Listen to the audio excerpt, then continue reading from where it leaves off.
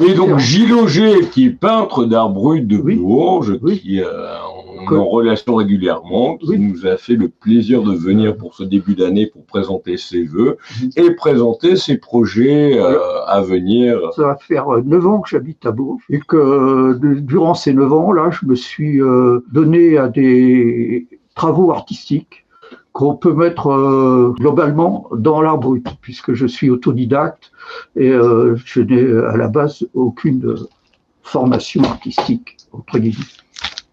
Ces travaux d'art brut là sont très divers. Ils sont liés à mes inspirations du moment, qui sont aussi très variées. Ça peut être des maisons dans Bourges, ça peut être des monuments, ça peut être aussi, par exemple, les pleurants, qui sont dans la cathédrale de Bourges, qui m'ont beaucoup inspiré. Et j'ai exécuté une quinzaine de toiles par rapport à ce thème des pleurants, qui m'est très cher. Avec différentes matières, notamment. Avec différents matériaux, même des matériaux les plus bruts, c'est le cas de le dire, des toiles, des choses qui relèvent de la presque de la récup.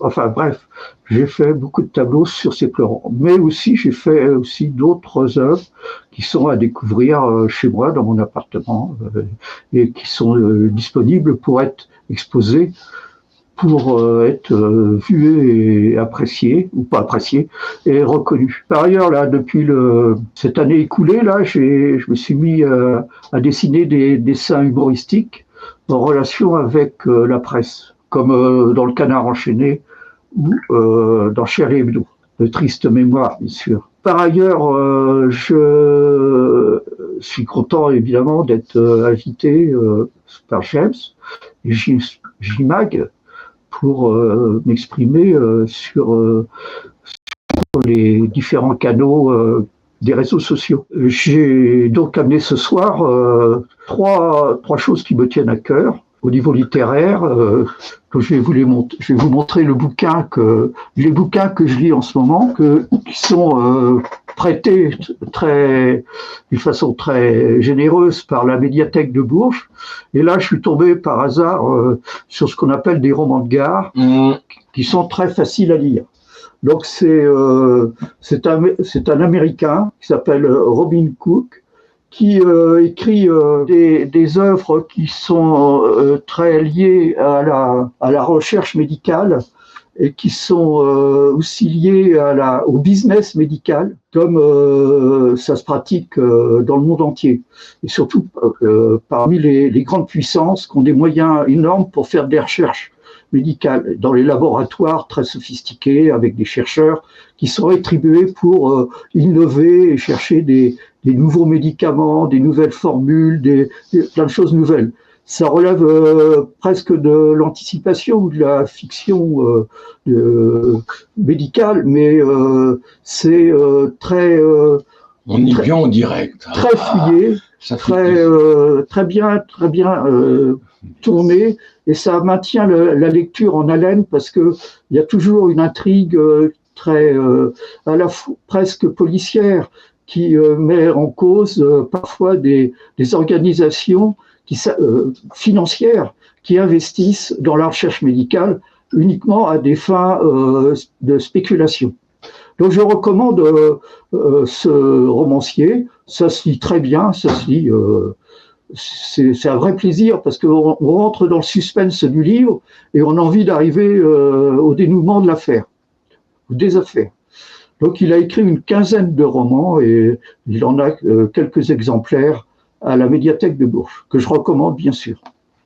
Voici donc cette partie littéraire qui me tient à cœur pour le moment, et aussi un tableau que j'ai exécuté en 2016 et qui représente vous l'avez compris, l'église de Marmagne.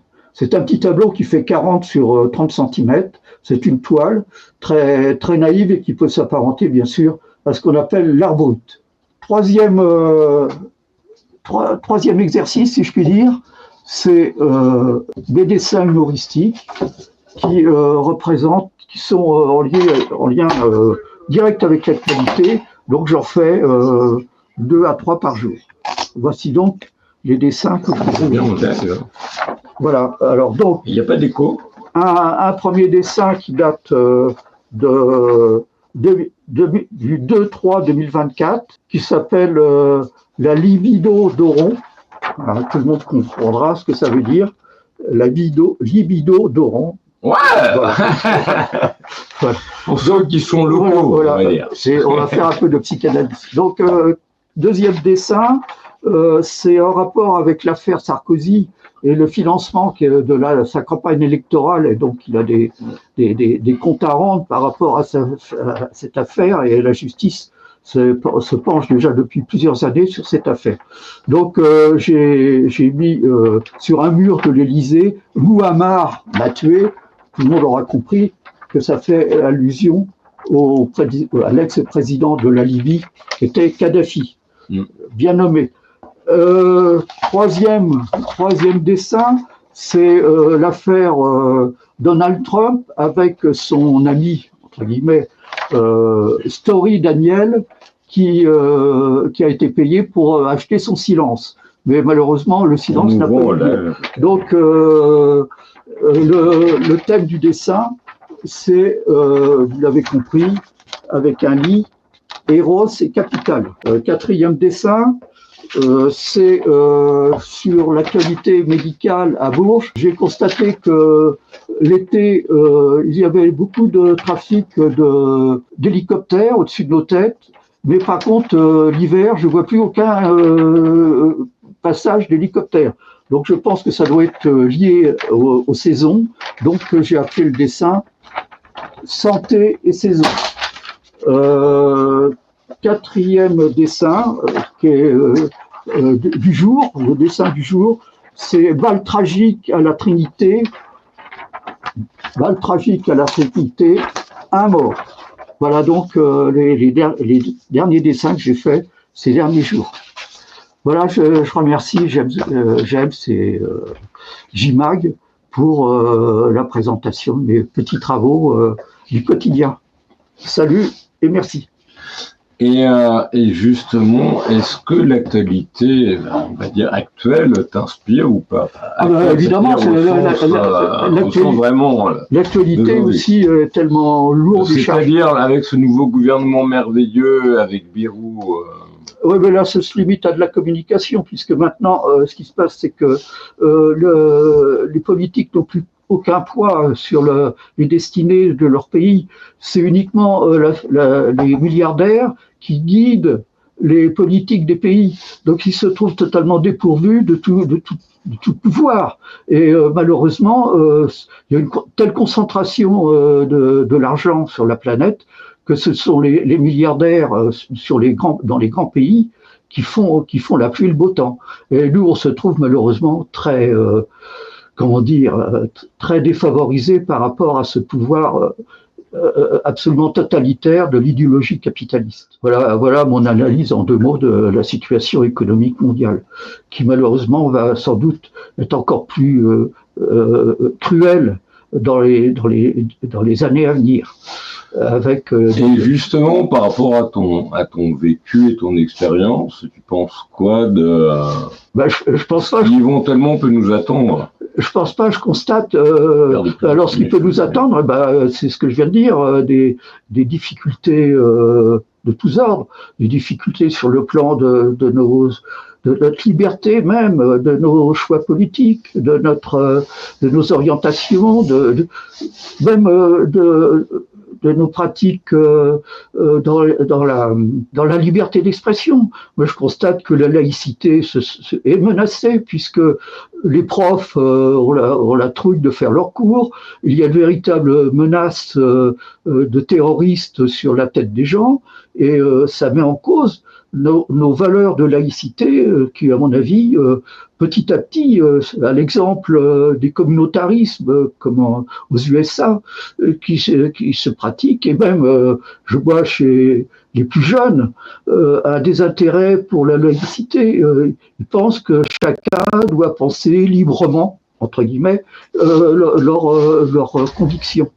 au prix même de la violence. Donc c'est l'empire culturel américain qui inonde les cerveaux. Et donc, Gilles Auger, au niveau de ton projet que tu m'avais évoqué lors de la dernière, avec quand même un gros retard, au niveau du projet que tu m'avais évoqué au niveau de, éventuellement, une exposition au niveau de la maison de, oui. Ça en était où, ça il faut que je rencontre le responsable pour concrétiser. Là, ils étaient fermés, là. Je vais les voir demain. Demain, je vais les voir. Mais c'est très intéressant comme lieu, parce qu'au niveau financier, c'est, à mon avis, c'est un établissement moins cher que partout. C'est la maison de la culture, donc ça peut... par rapport à avant, où on avait été avant, et puis Martine était avec nous. Coucou à Martine. Elle... c'était beaucoup plus cher avant, mais bon. Non. Là, ils font un bouillon, un peu comme à Paris, comme à Lyon. Et, non, le responsable est très professionnel. Olivier, oui. Et donc, pour revenir justement au niveau de ce livre, qu'est-ce qui t'a inspiré par rapport à ce livre? Je te dis, d'abord, pour un Français, c'est un peu dur à lire. Enfin, la syntaxe n'est pas la même que la syntaxe américaine. Donc, des fois, on trouve dans le livre certaines longueurs, certaines descriptions psychologiques, des personnages qui peuvent lasser. Mais on peut zapper. L'essentiel, c'est de garder le fil de l'histoire et passer des chapitres. Enfin, essayer de garder un fil conducteur, mais pas s'attarder sur toutes les pages parce que ça peut devenir lassant. C'est la difficulté de la traduction de l'américain au français et de la culture américaine à la culture française qui n'est pas vraiment dans son essence la même. Mais c'est sympa à lire, c'est distrayant. Il y a eu une quinzaine de sorties. Et tu les as tous lus ou J'en ai lu 5, je crois. 5. Ça doit être mon 5e. Au niveau du livre, ça évolue comment? Il y a une suite ou ce sont des histoires différentes à chaque fois? Chaque roman est différent, mais la trame générale est la même. Il y a toujours une intrigue avec du suspense. Il y a souvent des questions de mafia, qui arrivent à s'introduire dans la recherche médicale. La recherche médicale est assez sauvage dans le monde. Les États, comme ailleurs, ferment les yeux pour s'il s'agit d'enjeux spéculatifs importants. C'est passionnant. Surtout sur l'économie internationale. Alors, la recherche est mondialisée, mais par contre, chaque laboratoire cherche à dépasser en vitesse, en investissement sur d'autres laboratoires. Mais même aussi, le dernier que j'ai lu, il y avait une compétition entre la Chine et l'Amérique par rapport à la recherche. Et cette recherche se faisait d'une façon absolument inhumaine sur des cobayes humains qui avaient été expérimentés pour améliorer leur performance physique en transformant leur sang. Et l'histoire est absolument hallucinante dans sa froideur, au niveau émotionnel. On pense qu'on arrive à être très choqué par le fond de l'histoire. Claude Chérel qui rejoint le Je suis complètement d'accord avec lui pour dire que... merci. Complètement d'accord avec lui pour dire que les politiques aujourd'hui sont des pantins de la finance et de l'Europe et des États-Unis. Je suis totalement d'accord avec lui sur le diagnostic. Voilà, ils font leur carrière, ils assoient leurs privilèges et puis le reste, c'est pas leur problème. Justement, pourrais-tu expliquer le titre que l'on a écouté? C'est là que le journaliste revient à fond. Le titre, là on est sur une thématique plutôt limite, pas loin de Mireille Dumas ou presque. Le titre Nolwenn qu'on a écouté tout à l'heure, qu'on a publié, enfin que j'ai publié en boucle, justement. Alors, c'est un titre que j'ai écrit pour ma fille Nolwenn, qui est ma dernière fille qui a 12 ans. Et quand il y a eu la séparation avec sa maman, avec qui je chantais, qui était voilà, on a beaucoup travaillé, j'ai eu beaucoup de bonheur avec elle, à chanter avec elle, à faire plein de choses. Malheureusement, il s'est passé un couac. Et donc, me séparer de ma fille, c'était assez dur. Donc, on a fait cette chanson, Nolwenn, tout simplement. Ne lâche pas maman Nolwenn. Je l'ai faite avec une équipe très sympa, voilà, avec des gens avec qui j'ai beaucoup d'atomes crochus et ça se passe très bien. Arrivé, Simon, pourrais-tu te présenter un petit peu ton parcours dans les groupes de livres? Bonsoir à tous, donc moi c'est Simon Eran, je suis chanteur.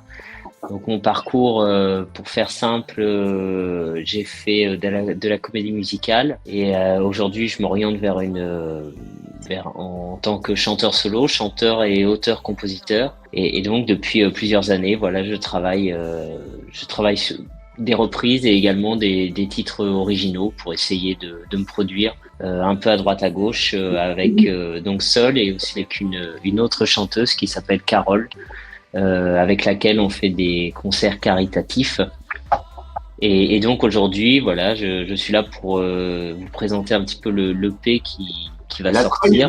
L'EP qui s'appelle La Trahison. Ouais. Et vous avez écouté le titre, non? Ah oui, le titre, je l'ai diffusé plusieurs fois, oui, La Trahison. D'accord. Bon. Et justement, pourquoi ça fait plaisir. Là, parce que les paroles sont très... on comprend bien l'histoire. Tout est parti d'une trahison, d'une collaboration, disons, qui s'est très très mal terminée. Et du coup, tout est parti de là et pour écrire à la base cette chanson et l'écrire et la composer. Et ensuite, suite à cette chanson, eh bien, d'autres sont venus naturellement, voilà, dans mon répertoire.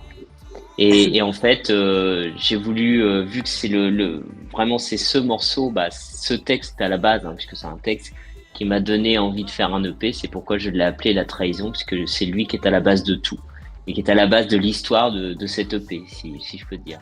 Ok. Et donc, justement, pourrais-tu présenter cette EP qui arrive prochainement? Oui, cette EP est composée de 5 titres, plus un titre qui s'appelle À contre-courant que j'ai réenregistré, qui était sorti en 2021. Et donc 5 titres que j'ai écrits et composés, donc ils s'orientent autour de l'EP s'oriente autour d'un petit peu de plusieurs sentiments de vie, de ce que l'on peut connaître, de ce que l'on peut déduire de certaines situations, de qui on peut être. Et voilà, j'ai essayé d'exprimer à travers les chansons que j'ai écrites un sentiment que moi je peux connaître, mais bon, après voilà, c'est bien sûr ça part de moi, mais en écoutant les paroles de chaque titre, je pense qu'on peut tous se retrouver un petit peu là-dedans. D'ailleurs, même dans la trahison, même si c'est à la base c'est assez personnel, mais je pense que malheureusement, ça c'est quelque chose que dans le parcours d'une vie qu'on peut oui, voilà, tout à fait. Mais c'est pourquoi je dis que chacun, je pense, en tous les cas, je sais pas, toi, James, si tu as entendu Francine, je sais pas, et Julien, je sais pas aussi si vous avez entendu le morceau, mais en tous les cas, je pense que chacun peut se reconnaître dans une situation qu'il a pu vivre une fois dans sa vie. Là, justement, on écoute le titre, La Trahison.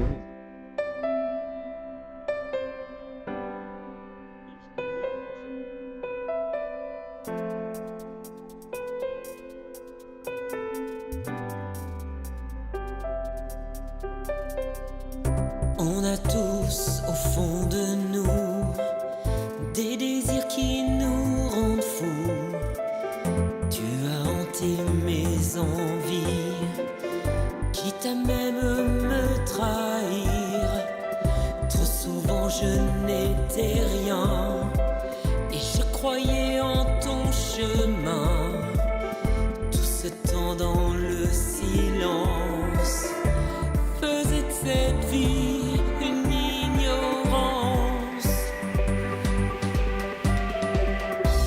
T'as voulu faire de moi celui que tu n'étais pas, même parfois dans le noir, je pouvais toujours t'apercevoir. Dans le noir, t'apercevoir.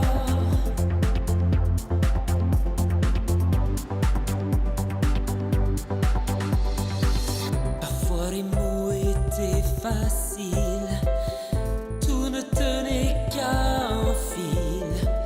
Tu ne pouvais pas t'en empêcher, passer ton temps à me diriger. À force d'entendre toutes ces critiques, je me disais tu dois partir. J'ai pris ma plume avec courage pour t'exprimer toute ma rage.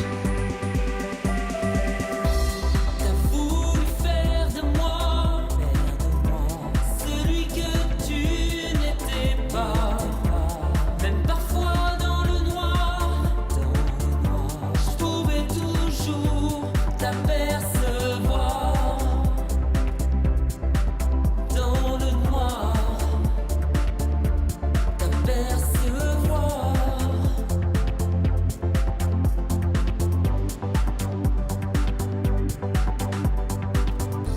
Aujourd'hui je suis libre et je reste tel que je suis. Plus personne pour me dire que c'est comme ça qu'il faut agir. T'as voulu faire de moi celui que tu n'étais pas, même parfois dans le noir, je pouvais toujours t'apercevoir. Dans le noir, t'apercevoir.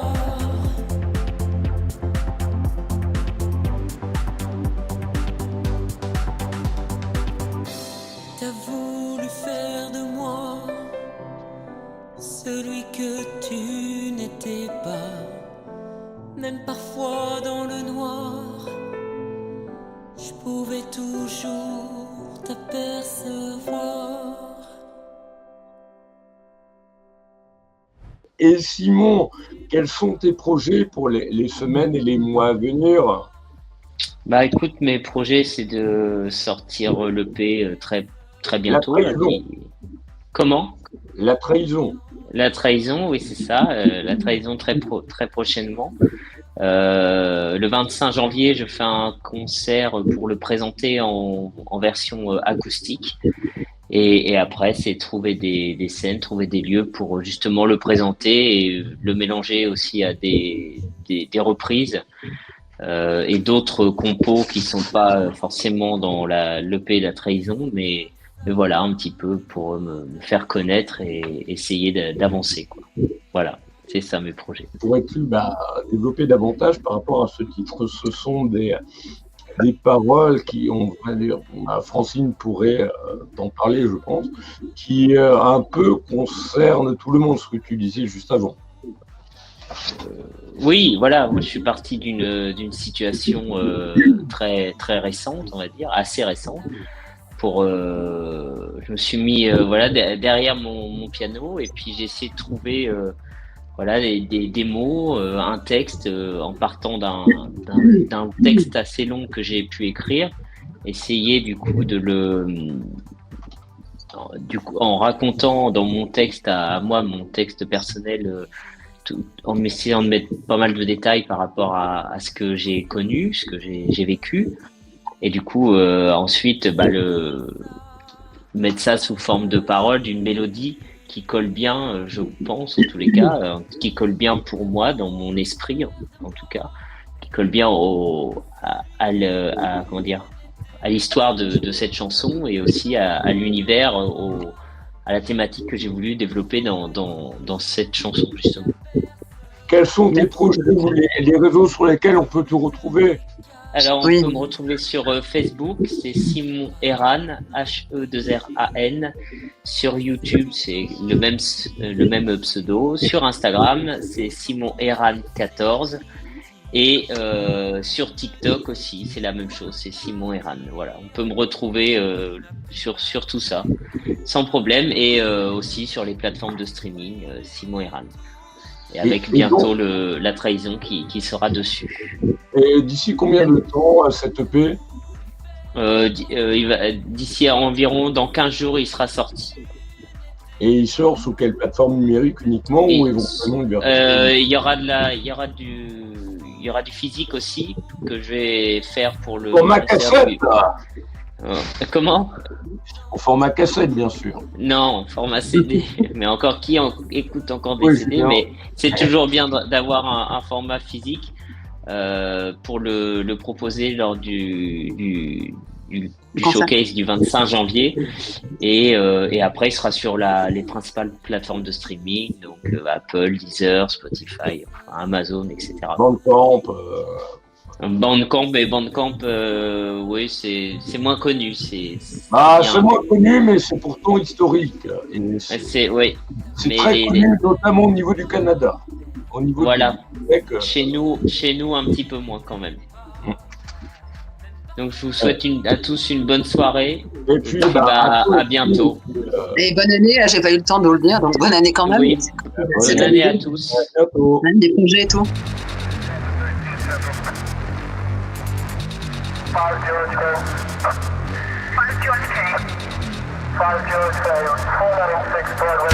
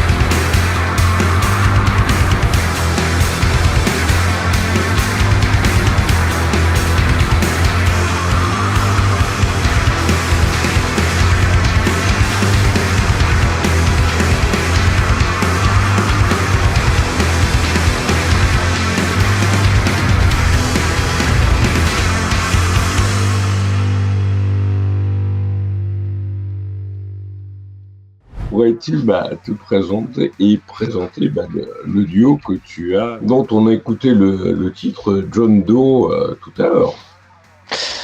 Donc moi c'est Julien, je suis le batteur et celui qui a créé le groupe The Shadows Gone Out, donc avec Anthony qui est à la basse. Donc on a un duo de rock instrumental, basse, batterie, et on utilise des machines, donc des samples, des claviers, enfin tout ce que l'outil informatique peut nous donner. Quelles ont été les origines de la création de ce projet justement? Donc ça s'est fait un peu bizarrement puisqu'on était 3 à l'origine. On a eu la bonne idée de se former juste avant le Covid. Pas de chance. Parce on s'est retrouvé confinés alors qu'on n'était pas très loin, notamment de celui qui est parti du groupe. On n'habitait pas très loin et Thibaut, pour des raisons personnelles, a dû quitter la région. Alors vous êtes du côté de la Touraine, du côté d'Amboise, de Tours C'est ça, on est sur Amboise. Enfin, Tours, c'est plus simple pour se repérer. On va dire ça comme ça. Ouais, mais Amboise, c'est plus la classe que Tours. Faut dire ce qui est. Nous, c'est l'honneur de face au premier. Quand même à Amboise par rapport à Tours. Bah oui, c'est pour ça qu'Amboise, c'est plus la classe. Donc voilà, on était 3. Thibaut a dû partir pour des raisons personnelles après le déconfinement. Donc on s'est retrouvé à 2 avec Anthony. On avait 3 morceaux que j'avais composés justement. J'avais profité d'être confiné pour faire de la musique. On avait 3 morceaux qui étaient plus ou moins avancés, on va dire. Enfin, c'était en chantier. Et du coup, avec Anthony, on s'est dit, c'est pas grave, on est tous les deux. Et on va voir ce qu'on peut faire avec cette matière. Et tous les deux, on a contacté un copain qui est ingé son. On lui a demandé de nous aider à enregistrer tout ça, donc ça a mis 2 ans pour se faire. Notre premier EP qui est sorti en 2022, et puis on a trouvé l'expérience vraiment chouette. On a commencé les concerts l'année dernière, maintenant en 2023, en 2025. Oui, bonne année d'ailleurs à tout le monde. Et du coup, donc voilà, on a commencé les concerts en 2023.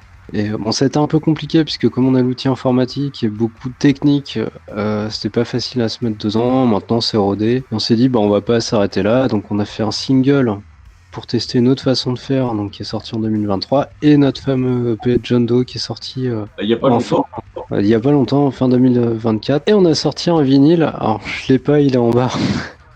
Où on a réuni tout ce qu'on a enregistré. Et qui est sorti au mois d'octobre, et qui est dispo partout. Et qui est sorti, alors là je l'ai ici par contre, en cassette aussi. Voilà. Comme on avait parlé la dernière fois. Ah oui, ce fameux format cassette, oui. Au niveau des 2 derniers lives, que ce soit celui tu étais celui du 20 décembre, de Noël. C'était ça, juste au moment des vacances. Oui, il y avait beaucoup de monde. Ouais. Il y avait beaucoup de monde et puis j'étais en réunion juste avant, donc j'étais arrivé en retard. Ouais, t'es arrivé longtemps. Et j'arrivais pas à me connecter, c'était compliqué. Ouais, en plus, ce soir-là, il y avait des gens qui n'avaient pas envie de partir. Ouais, mais c'est comme j'ai dit, c'était cool. Tout au long de la soirée, qui ne voulaient pas partir. Et ça, j'adore ce type de soirée-là, mais bon, c'est pour ça que justement j'ai proposé de revenir, tout comme à Jean-Philippe Vergniaud qui reviendra bientôt, parce que c'est pas forcément facile de pouvoir discuter, on va dire d'en placer une, quand tu as des gens qui blablabla tout le temps non-stop. Ah ça crée ça crée de la dynamique. Ouais, mais... c'est plus difficile à gérer. Mais... Donc voilà pour le petit tour du groupe et puis des actus. Pourquoi le titre John Doe? Est-ce que tu pourrais le présenter, l'expliquer davantage? En fait, John Doe, c'est le nom qu'on donne aux personnes qu'on retrouve et dont on n'arrive pas à identifier, à avoir une identification, ça aux États-Unis. Et je trouvais que le nom était plutôt pertinent puisque comme c'est un peu difficile de... Comment dire ? Je trouve que, comme j'expliquais la dernière fois, dans le monde où on vit, tout va vite et au final, il y a une espèce de perte d'identité de tout le monde c'est compliqué de se créer une identité dans le monde dans lequel on est. Donc on trouvait que ça collait bien un petit peu à tout ça. Après, les gens ont le droit de ne pas partager notre point de vue. Hein. C'est pas grave. Bah, non seulement il y a tout qui va vite, mais tu as aussi le fait, pardon, hélas, c'est que j'emploie des mots qu'on n'utilise plus, comme ce soit hélas ou car, par exemple, ça s'utilise quasiment pas, ça, maintenant, aujourd'hui. Oui, quand même. Moi, je dirais pas jusqu'à jadis ou non. Bien sûr. Grand-mère ou grand-père sur ma tête. Non. Mais c'est assez hallucinant, c'est que tu as des évolutions qui sont pas forcément, on va dire, bénéfiques. Au niveau technologique, certaines sont intéressantes, d'autres pas forcément. C'est le problème. Alors là, ça engage que moi. Je pense pas que c'est un souci de technologie, c'est un souci d'utilisation au final.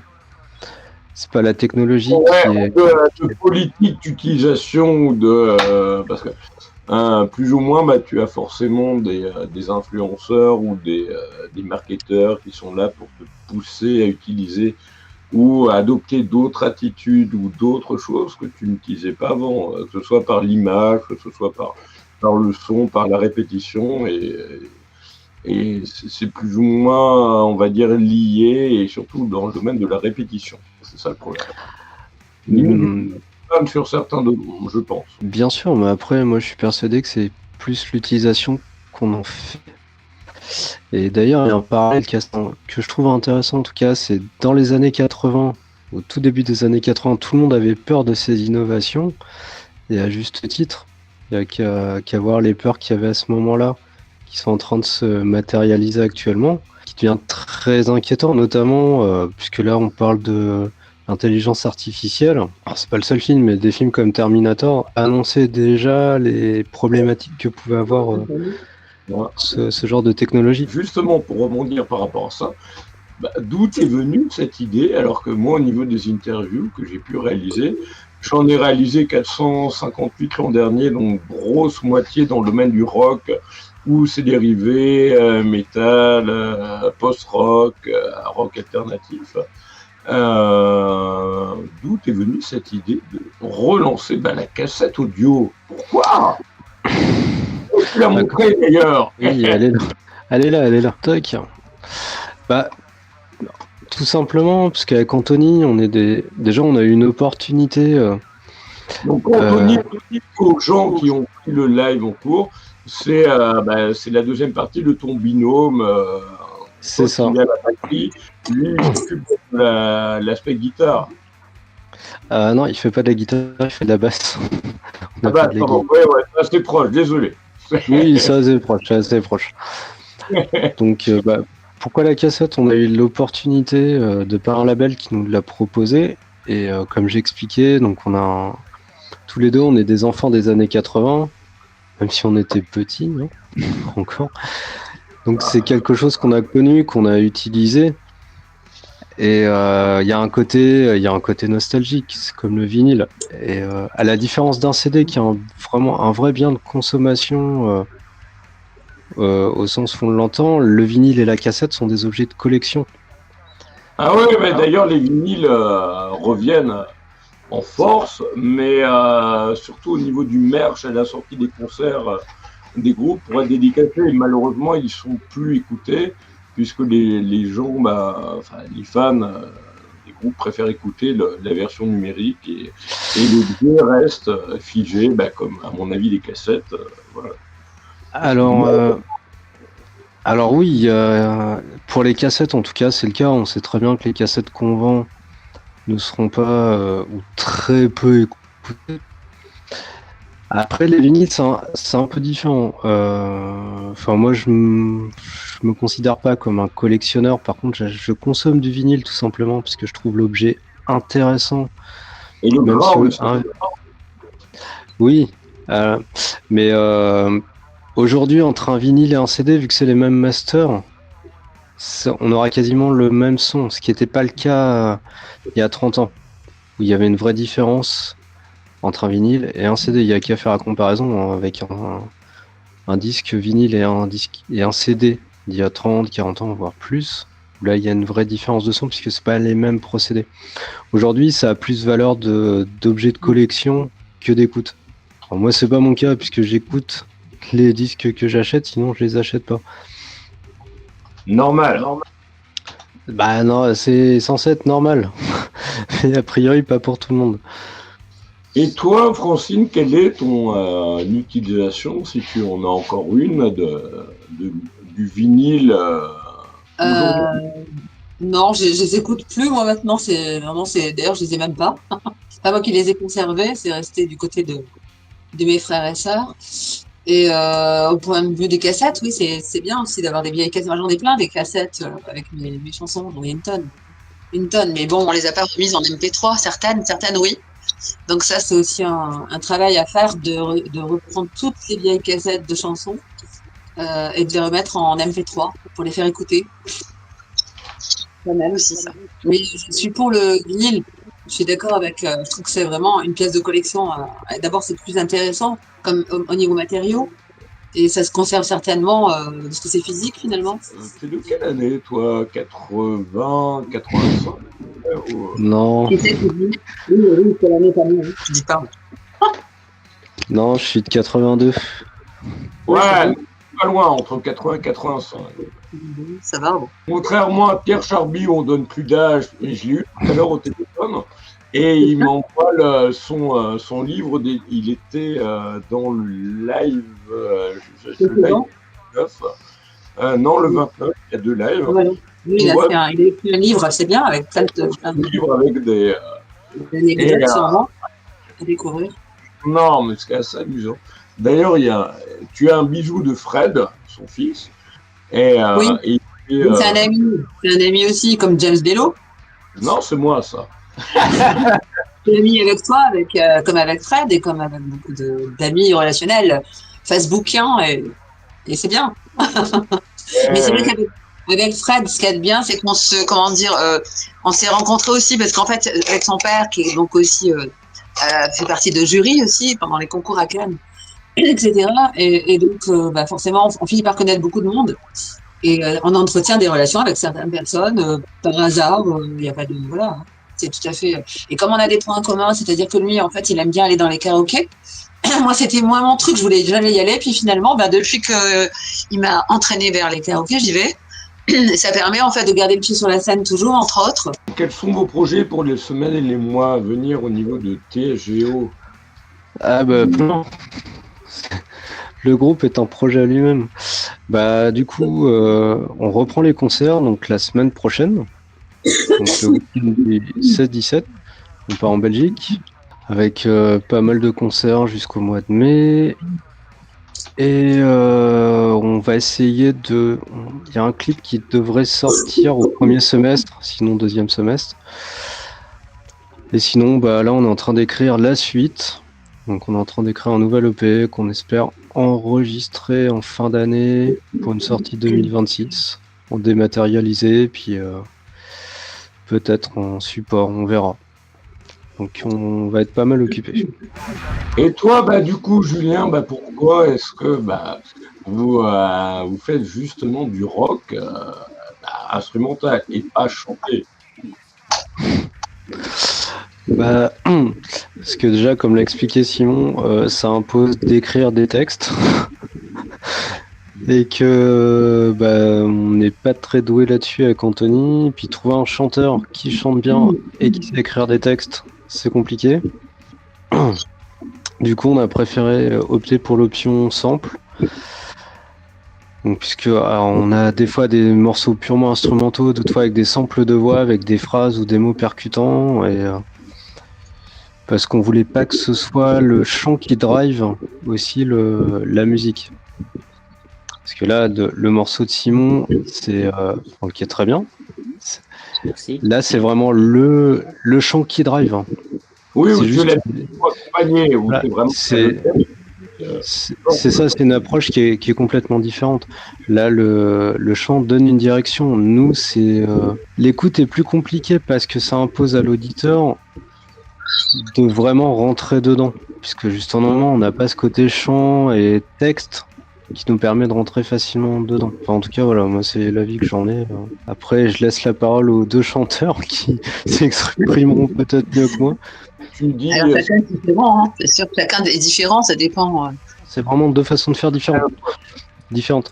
Mais le texte, que ce soit en anglais, enfin peu importe la langue, et que ce soit une femme, un homme qui chante, enfin peu importe, va donner une direction.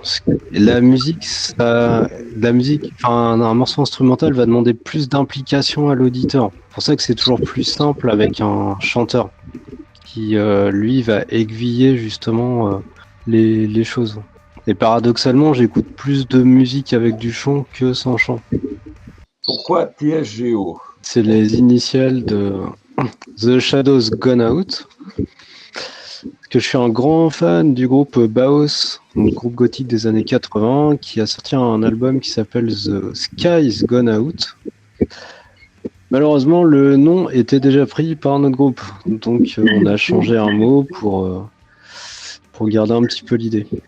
Et on utilise les initiales, c'est moins long, on va dire. Quels sont du coup vos projets pour les mois à venir? Comme j'expliquais, donc on part en Belgique la semaine prochaine pour 2 concerts. Après on a quelques concerts, enfin pas mal de concerts jusqu'au mois de mai. On va se balader un petit peu et on va essayer on travaille sur de la vidéo pour avoir de nouveaux supports vidéo, puisqu'en concert on utilise la vidéo, parce qu'on a plein d'écrans PC qui diffusent de la vidéo pour vraiment une immersion complète.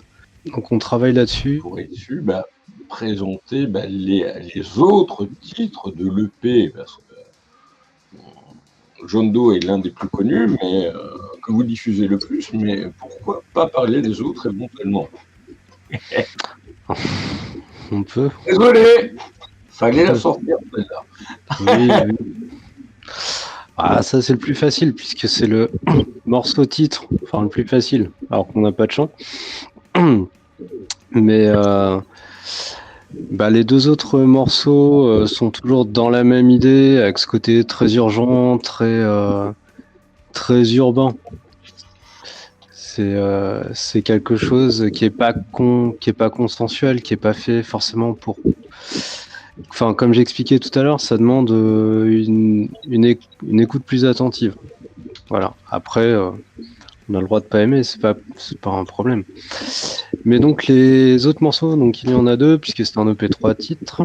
Donc il y a le morceau Unlucky Young Men qui est là, qui est beaucoup plus inspiré du métal pour le coup, puisqu'il y a de la double pédale, il y a plein de choses, ça va à fond la caisse. Là, on joue à un tempo relativement élevé, enfin par rapport à ce style de musique, je parle. Donc là, on voulait quelque chose un morceau plus rock basique, vraiment couplé au refrain, avec des parties bien identifiées. Moins des compos à tiroir, et donc le dernier morceau qui s'appelle 3/4. Donc toute une partie est composée en 3 temps et une partie en 4 temps. Et on allie, on essaie de naviguer un peu dans ces métriques musicales, tout en conservant notre côté très rock, très urbain, comme j'ai expliqué, parce qu'on est vraiment attaché à ce côté ville, urbain, avec les sirènes de police, avec ce genre d'ambiance, un côté très industriel, tout simplement puisque c'est nous comment on ressent le monde actuellement. Ces 3 chansons qui sont dans votre EP là, de 3 titres, est-ce que vous pouvez nous décrire pour chacun des titres un peu le sujet général de chaque chanson? Donc le premier, John Doe, qui est dont on a écouté un extrait tout à l'heure. C'est le morceau qui fait le lien entre l'EP d'avant, Final Alarm, et celui-là. Donc il y a un côté très ville avec plein de sirènes de police, des ambiances de Tokiwoki, donc quelque chose d'assez oppressant, qui est lié aussi à la littérature que moi j'aime bien, donc tout ce qui est littérature d'anticipation, comme Arthur C. Clarke, qui n'est pas de l'anticipation, mais qui est de la science-fiction. ou des gens comme Barjavel, etc. Donc ça inspire un peu de tout ça. Donc le morceau Unlucky Young Man, c'est le côté plus, comme j'ai expliqué, avec un tempo beaucoup plus élevé. Donc ce morceau-là m'a été inspiré par un manga qui s'appelle Unlucky Young Man, donc le même titre, qui parle des révolutions étudiantes au Japon dans les années 68. L'histoire d'un garçon qui n'était pas chanceux, finalement. Ouais, c'est ça. C'est ça. D'ailleurs, c'est vraiment un excellent manga. C'est un excellent manga que je conseille de lire. Et donc en plus, ça collait bien à la période où j'ai écrit le morceau, puisque c'était pendant le Covid, tous les confinements, donc il y avait vraiment ce désir de rébellion, d'aller contre une institution de règles qui était un peu pénible. Et donc, comme j'expliquais, le dernier 3x4, enfin 3x4 en français, donc, qui est plus imagé, puisque donc il y a toute une partie en 3 temps et une partie en 4 temps, donc qui donne un balancement un peu particulier, mais toujours dans ce côté, avec ce côté très ambiance de ville, on va dire. J'ai régulièrement des auteurs dans le cadre du JMAG, un truc complètement délirant, c'est du polar humoristique. Souvent, ce sont les interviews, j'aime bien, mais je suis pas trop fan parce que les gens parlent beaucoup. Ils ont besoin d'être très précis. Et tu as des interviews qui durent 1 heure, 1 heure et demie. Et, contrairement à une interview qui dure 20 minutes, en gros, une demi-heure. Mais les auteurs, on en a beaucoup, de plus en plus. Mais souvent, ce sont des... c'est 1 heure et demie, pendant 2 heures. Et puis, et si la personne est très âgée, éventuellement 2 heures et demie, 3 heures, parce qu'il y a tout le parcours qui était avant, qu'elles se sentent le besoin d'expliquer. Après, je trouve ça dommage d'expliquer toute une œuvre. Enfin, je sais pas ce qu'on pense, Francine. Moi, je pense que c'est plutôt à l'auditeur ou le lecteur, enfin celui qui entre guillemets, qui consomme l'œuvre, c'est plutôt à lui d'en faire quelque chose. Enfin, pour moi, une œuvre d'art n'a pas besoin d'explication et doit exister en tant que telle, comme une œuvre d'art. Et après, à chacun de l'apprécier ou non, et d'en avoir un avis positif ou négatif. Il y a longtemps que vous avez commencé, à quel âge en fait? Ça fait une 30aine d'années maintenant. Je suis professionnel, ça fait une 15aine d'années, puisque je suis coordinateur pédagogique en école de musique. Ah oui, ok. Non, une école, c'est une école, oui. Je travaille en école de musique, donc ça fait 15 ans que je suis professionnel dans le milieu. Et justement, est-ce que tu pourrais développer davantage au niveau de ce que tu fais professionnellement à côté de la musique? Donc je suis à la fois enseignant en batterie, donc je suis professeur de batterie en école de musique, et donc coordinateur pédagogique. Là, j'ai pour mission de créer des liens entre, déjà de monter une équipe technique, donc une équipe d'enseignants. C'est moi qui ai pour charge de les recruter, et je dois aussi, bravo. Et donc je dois monter des projets tous les ans pour l'école et faire proposer des choses qui permettent de développer l'école et de garder aussi accessoirement les élèves. Donc c'est aussi bien des sorties que tout un projet pédagogique sur l'année, tout un tas de choses que je dois faire. Et les enfants doivent être heureux du coup. On essaye, c'est l'idée en tout cas. Le mot coordination et éducateur, ça implique quoi? Le travail est différent, puisqu'en tant qu'enseignant, je transmets mon savoir, alors qu'en tant que coordinateur, justement, je fais en sorte qu'il y ait du lien entre toute l'équipe pédagogique. Vraiment qu'il y ait un lien entre l'école, l'équipe pédagogique et les élèves. Donc là, c'est pas tout à fait la même chose, c'est pas le même métier.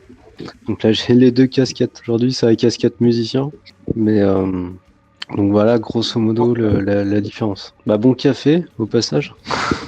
Alors, pour prendre quelque chose d'assez généraliste, qui s'adresse pas qu'à la musique, à mon avis, un bon enseignant, c'est quelqu'un qui doit enseigner donc les règles et après doit apprendre à déconstruire ces règles. Mais il n'y a que en connaissant les règles qu'on peut les déconstruire et en faire autre chose. Le problème, c'est qu'on se retrouve dans un cadre où tout est formaté, qu'on n'apprend pas à déconstruire justement tout ça et à se servir des connaissances des règles pour en faire autre chose. Et à mon sens, c'est le souci de l'enseignement artistique aujourd'hui, qui fait qu'on se retrouve avec quelque chose d'extrêmement intellectuel et extrêmement pénible, que ce soit dans tous les domaines.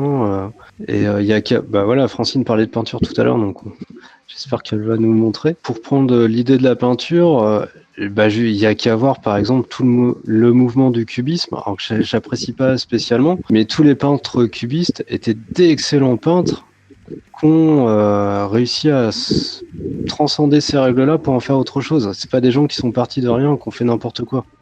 Au niveau de l'accompagnement musical que tu fais, donc c'est surtout dans le rock où tu accompagnes d'autres styles musicaux. Alors, bah ça va plaire à Francine. J'ai une formation de jazz à mon grand désarroi.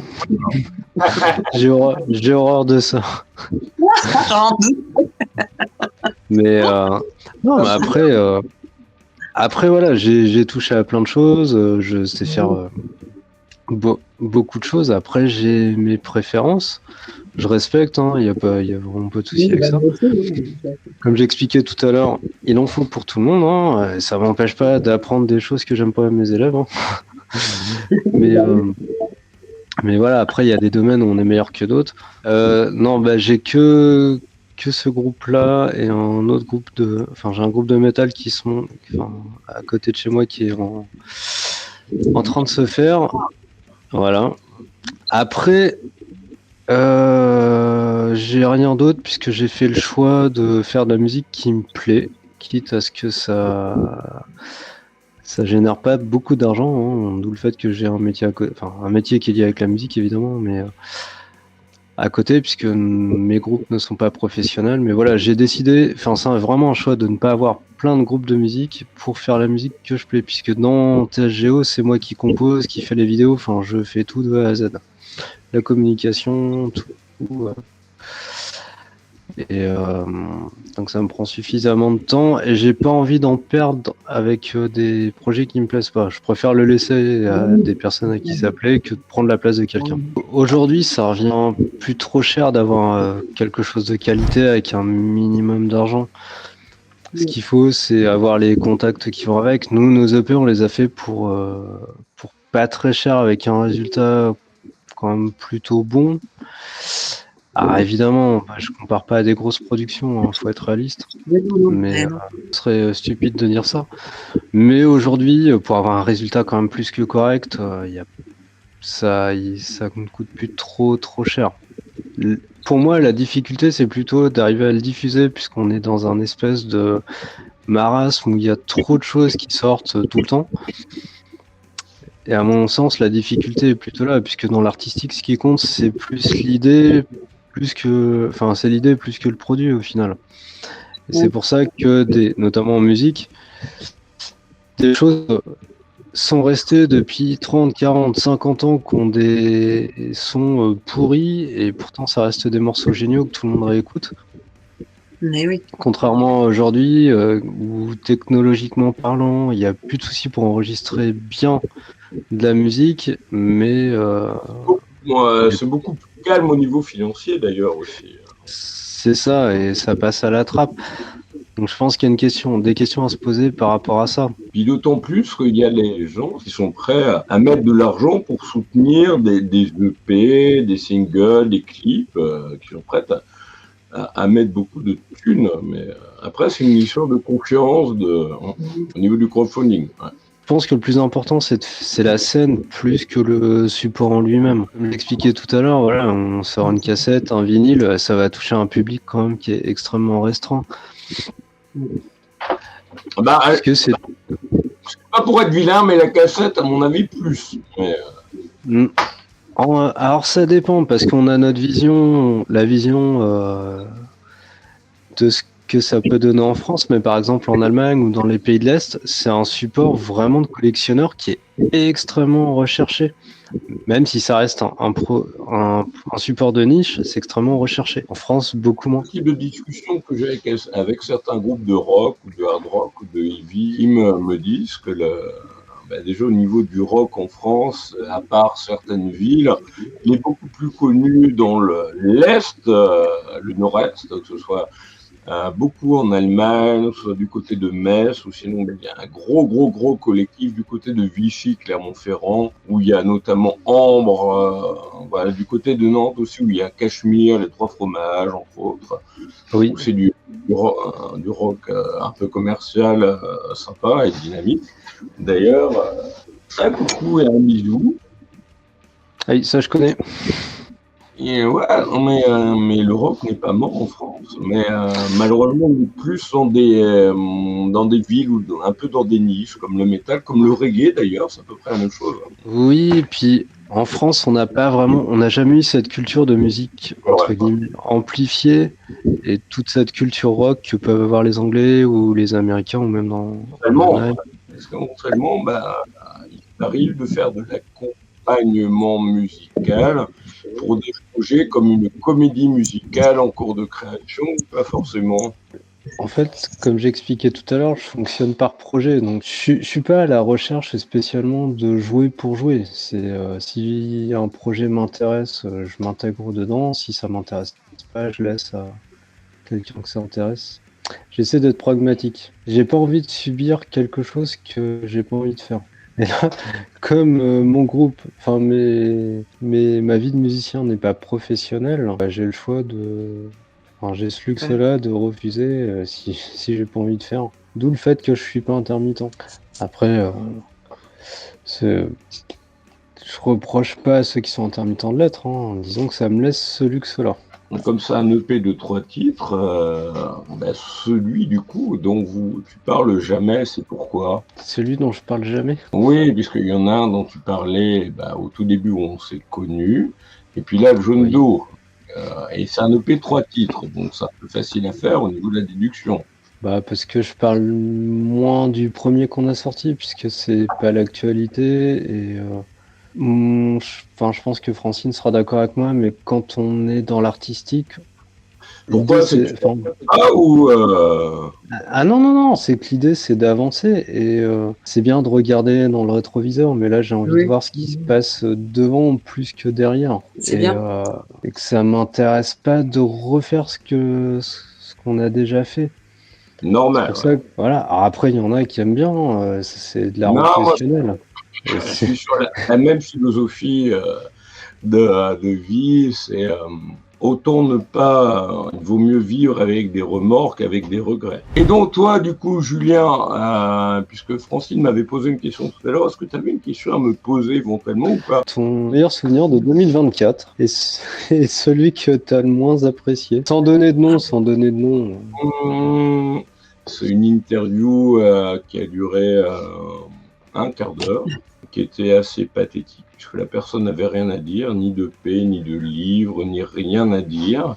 Et puis, quand on est en train de réfléchir avec Quentin, on va voir, on va plus envoyer les textes à relire, à part à certaines personnes, mais c'est vraiment pénible parce que les gens s'en foutent, ils respectent pas les délais.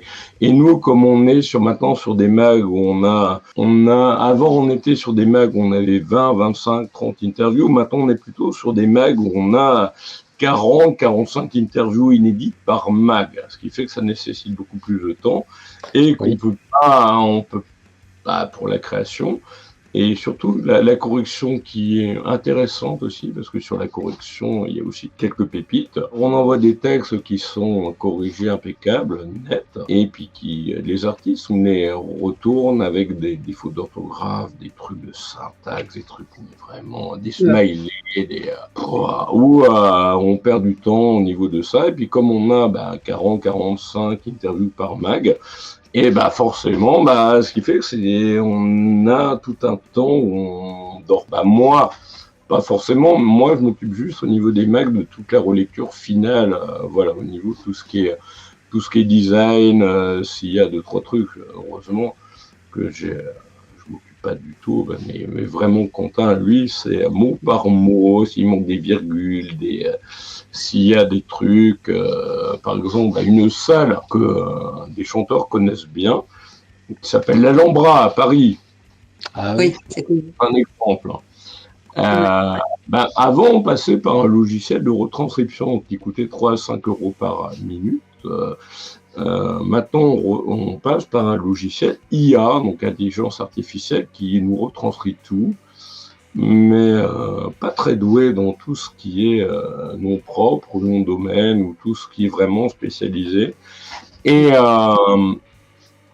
Et puis, c'était assez délirant. C'était d'envoyer à relire l'Alhambra, mais c'était là, donc, comme là, la chanteuse, et l'Ambra en un seul mot.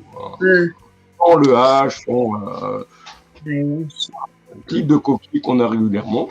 Et puis, sinon, le pire truc, c'était voir des interviews où on passe du temps à les retranscrire, et puis finalement, la personne, on aurait mieux fait de lui envoyer des questions, puisqu'elle n'en avait rien à foutre de l'enregistrement de l'interview que j'avais fait pendant 3/4 d'heure, 1 heure, et puis finalement, elle a repris toutes les questions, elle a tout retravaillé en faisant ses propres réponses.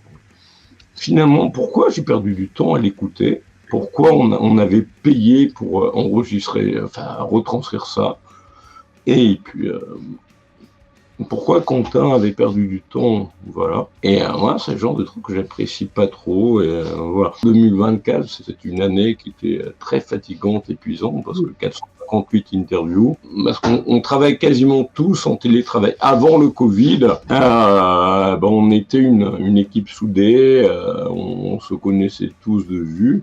Depuis le Covid, on est tous, les graphistes ne sont pas à Bourges, ne sont pas en France, sont en France, si, mais sont pas à Bourges, voilà. Donc, et c'est plus compliqué de se faire comprendre. Et puis, ils sont tous français, heureusement. Mais, parce que pour relire un mag par des personnes qui parlent pas le français, ça aurait été compliqué. Mais surtout qu'on est sur 100, 120, 150 pages par mag. On fait pas semblant. Moi, meilleur souvenir, c'était Cachemire, une belle interview de rock, ou les Trois Fromages encore, début d'année. Ils ne me sont pas forcément obligés de me forcer, à part tout ce qui est compta, machin, paperasse, nanana, qui prend beaucoup de temps, et puis d'ailleurs, ça, j'ai délégué de plus en plus, mais je suis quasiment facile à 14-15 heures de taf par jour, entre le management, la com sur les réseaux sociaux, et en général, dès le vendredi midi ou le vendredi soir, je suis plié HS. S'il y a un vernissage d'expo, un truc, le vendredi soir ou le samedi, souvent je suis pas là. Parce que je sais pas si ça vous le fait à vous, mais d'un coup, j'ai toute la charge pas des efforts, puisque comme ce que je fais, c'est une passion, mais qui retombe, et la fatigue, et où j'ai besoin de me poser avec mes chats sur mon lit, et c'est même pas la peine de me donner rendez-vous le samedi après-midi ou le dimanche, parce que je préfère rester couché avec les chats, ou avoir Uber Eats ou un truc, ou aller faire des courses rapides, et puis parce que je suis vraiment HS et crevé. Bon, est-ce que vous me comprenez ou pas? Oui, bien sûr. On peut se ressourcer, c'est tout. Quand on a besoin de se ressourcer, tout le monde a son petit coin, certainement, à soi, voilà. Moi, c'est surtout dès qu'arrive la fin de semaine et que je suis à 50, 60 heures de taf, 70 heures par semaine, j'ai tout qui tombe d'un coup, toute la fatigue, et puis ça me fait penser à un truc que j'ai publié tout à l'heure.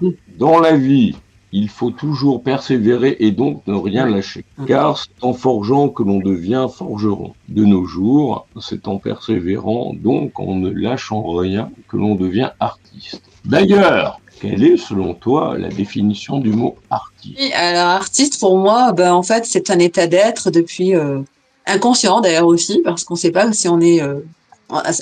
est-ce qu'on le devient après par le travail en plus, c'est-à-dire qu'on performe son outil, hein, puisqu'on on travaille, par exemple, pour la chanson, c'est pas venu du jour au lendemain. J'ai commencé par la poésie, et puis la poésie, c'était la musique des mots qui m'attirait, en fait, toujours la musicalité, en fait.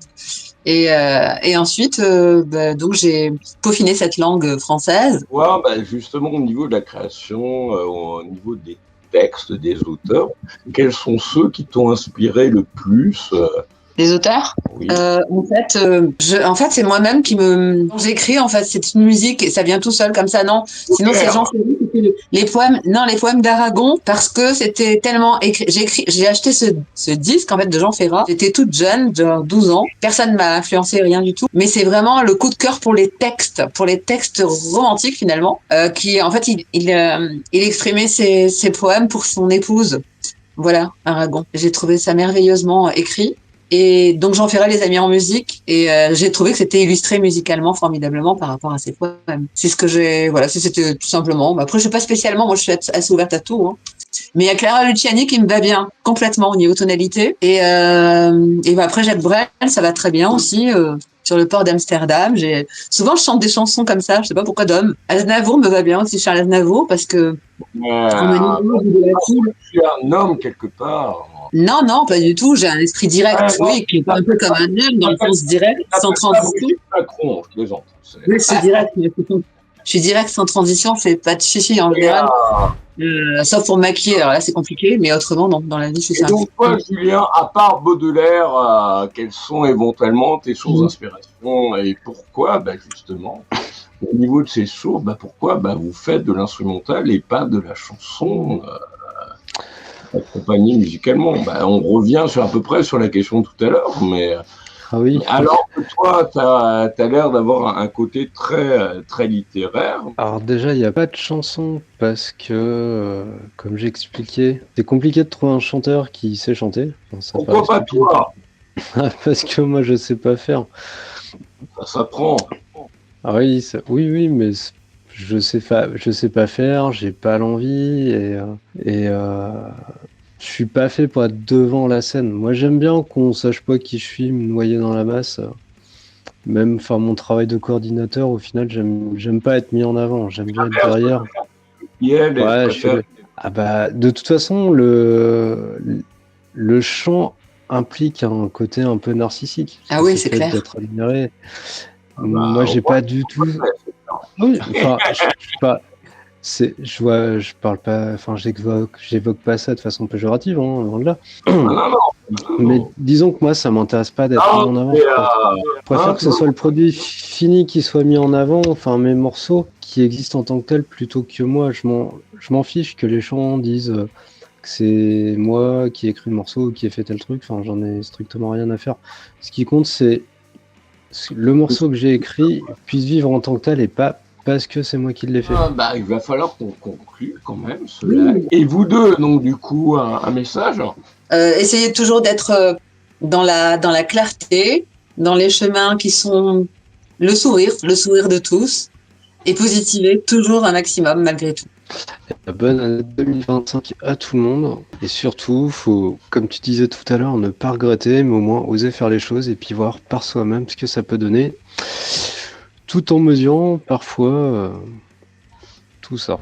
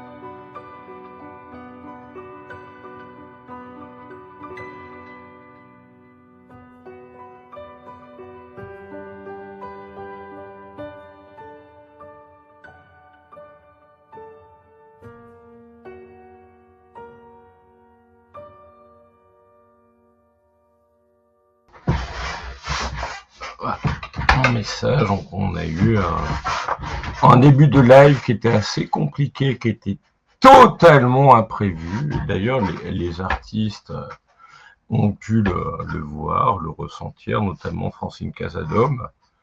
Moi, j'étais très déjà, j'ai pas dormi la veille, comme je l'ai dit tout à l'heure. Et puis, je sais pas ce qui s'était passé. En plus, on avait beaucoup travaillé sur ce live avec Quentin, avec tout le monde, avec toute l'équipe pour créer des visuels. Puis, il y a un moment où, je sais pas, ni moi, ni Gilles Auger qui était à côté de moi, on pouvait maîtriser les choses. C'est parti pas en live, mais c'était un truc qui était complètement délirant, où on ne s'entendait pas, on pouvait se dire des choses, mais finalement la personne ne le comprenait pas, donc il n'y avait pas d'interactivité. Et moi, c'est ce qui a fait dans un premier temps que j'avais envie, vraiment, de planter le live. Ouais. Et puis après, on a eu des échanges avec Francine Casanova, avec tous les artistes qui étaient sur la fin, que ce soit Francine Casanova, Simon Iran, et Julien de THGO aussi, notamment longuement d'ailleurs, et quel grand plaisir. On a pu discuter, apprendre à mieux se connaître, à faire des échanges. Très intéressant, très constructif, et donc très content de ce live. Et je comprends mieux maintenant pourquoi souvent on me compare à allez, oui, vous le savez, à Mireille Dumas. Ouais, parce que au niveau des interviews, souvent les gens, les artistes que j'interviewe, ça me fait penser à... non, c'est pas moi. Merci aux 458 interviewés en 2024. On n'a pas fait semblant, surtout moi d'ailleurs. Merci aux équipes. Et puis on se donne rendez-vous dans 2 semaines. Et des bisous. N'oubliez jamais, je vous aime. Et puis merci. À bientôt.